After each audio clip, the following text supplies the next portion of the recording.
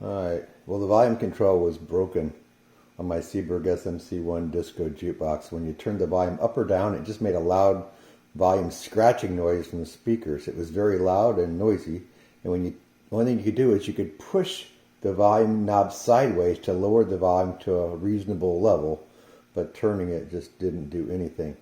So typically spraying it will clean it, so I first removed the volume control potentiometer and clean it with safe contact cleaner while turning the pot. Just cleaned that wiper inside, put it back in, and now all the scratching sound went away, static, but it still would not adjust from loud. So I knew I had to replace the worn out potentiometer. So then finding the correct part was a challenge. Most out there have 3 terminals per channel called taps to solder the wires onto, but this Seeburg has an extra 4th terminal called a center tap, or a 4th tap, or a treble loudness tap.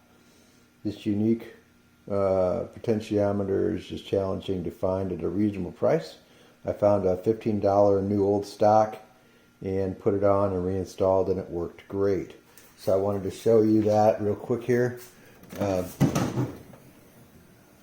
volume control, which you reach from the back of the box, is right here.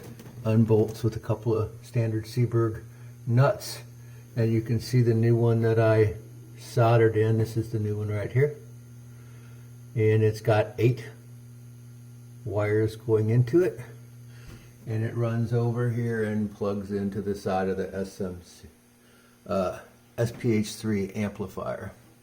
Anyway, cleaning it didn't work. Typically does. This one didn't. If you want to watch the rest of these videos, it shows me thinking I can clean it. Then it shows how I replaced it. The volume control doesn't work. So if you reach around the back and you turn the little knurled thing that's way in there, it doesn't do a thing. I mean, you got to kind of wiggle it, pushing it up and down to even make it not be really, really loud. So, okay, that's not right. I need to have a volume control. And this is a VC4 volume control. And basically it mounts in using a couple of 1/4 inch bolts. See back in there? Yep. So I unscrewed both of those and I pull it out, and you can see all the wires, the connectors here. So there's a lot of spaces in there, so it's just dirty in there. So when I turn I can turn this around enough to see it. When I turn that, it doesn't really do anything. So this needs to be cleaned in there. So I'm just going to use some contact cleaner and spray it in there. And while I'm doing it, I'm going to turn that little control knob to try and clean things as I go. Now that stuff, if you read the can, it's always nasty. So I don't really want to get it onto the records, which are sitting there. So this goes over here, and I can see it kind of moves in here. So I can get that cable out, goes over to this one, and then it goes up in and behind, and it comes up here and attaches to the amplifier, which makes sense because it's a volume control. Well, I was able to actually get it out fairly easy. It was kind of a pain, but it plugs in right up here where it says volume control. See, down there it says volume control in multiple languages. So I'm just going to unplug it from the SHP3 amplifier, and then I can take it out in the garage where nobody cares what it smells like. I'll come out in the garage, and I don't know if you can see this. I'm turning this. You can see in there that you can actually see it moving inside there. So I've got a fairly good shot at getting in there and cleaning out whatever is inhibiting those contacts. But obviously I can't do this and videotape, so I'm just basically got some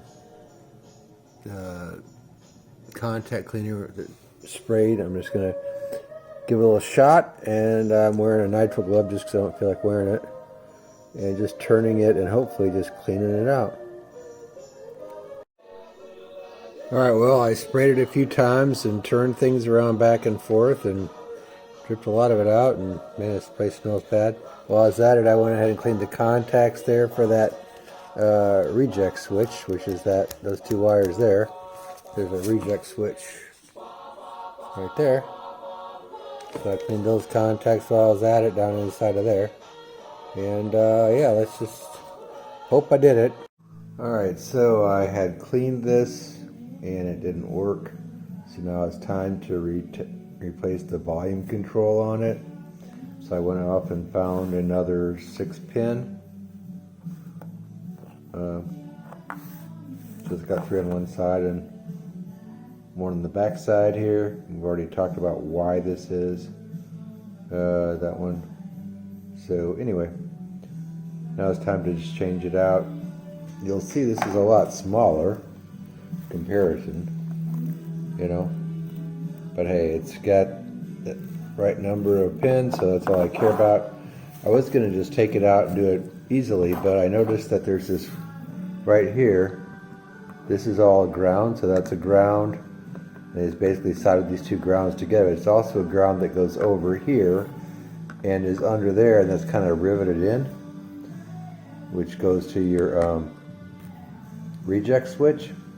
So I'm not really going to mess with that too much. So I'm going to unsolder this, and then that should allow me to take this out and work on this on its own, then put it back in and put this solder joint back here, or this wire back, and then we'll be good to go. Okay, so I did the last solder joint right here, and I installed it there.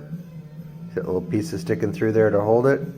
I use a pair of old pliers. Gas pliers actually is the best thing to tighten that nut on in close quarters.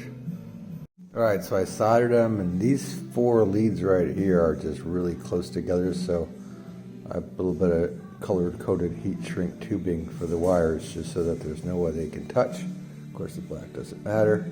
Now I've got this extra piece here that is from the ground that I need to go and attach onto there, but I figured I'd put it in. Oh, by the way, there's a little notch, if you can see it or not, underneath my thumbnail. See that little notch right there? So that actually sits in, there's a little hole here, so that this unit doesn't slide. It kind of locks in. Well, the new one had it too, only it's a lot smaller. I don't know if you can see it or not, but it's right there by my finger. And so I just took and used the solder iron to make the hole bigger here, so that this piece would fit into that little notch, would fit into that hole and lock it in place. Here goes. Alright, so I've installed it, and the sound is clear coming out of the speakers. Not the song that I would ever really play in a jukebox, but these are all just whatever records. So yeah, so there it is, and plugged in, and all I can say is it works.